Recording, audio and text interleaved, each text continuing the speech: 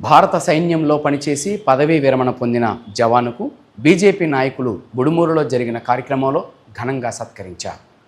దేశ రక్షణ కోసం జీవితాన్ని అంకితం చేసి ఎన్నో సంవత్సరాల పాటు ఇండియన్ ఆర్మీలో విశిష్ట సేవలు అందించిన ప్రియ జగన్మోహన్ రావు ఉద్యోగ విరమణ పొందిన సందర్భంగా వారి సొంత గ్రామంలో సభలో గ్రామ ప్రజలు, కుటుంబ సభ్యులు, మిత్రులు, బీజేపీ నాయకులు, రవితేజ డెవలపర్స్ చైర్మన్ పోకతోట సింహాచలం ఆధ్వర్యంలో ఘనంగా అభినందన సభ నిర్వహించారు.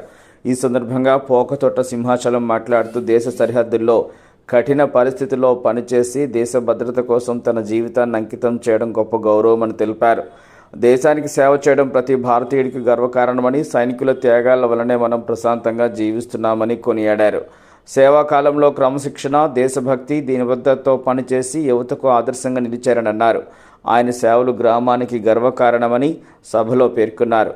ఈ సందర్భంగా శాలువ, పుష్పగుచ్చం అందజేసి ఘనంగా సన్మానించారు. ఉద్యోగ విరమణ అనంతరం కూడా సమాజ సేవలో ముందుండాలని ఆకాంక్షించారు.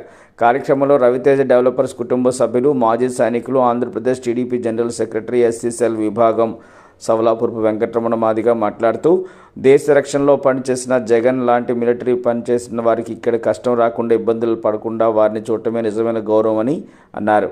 కేంద్ర రాష్ట్ర ప్రభుత్వాలు ఎక్స్ సర్వీస్మెన్ వారికి అన్ని విధాలుగా సహాయ సహకారాలు అందివ్వాలని రమణమాది కోరారు. కార్యక్రమంలో ఎక్స్ సర్వీస్మెన్ యూనియన్ సభ్యులు, గ్రామ పెద్దలు, ప్రజాప్రతినిధులు, యువకులు, కుటుంబ సభ్యులు పెద్ద సంఖ్యలో హాజరయ్యారు.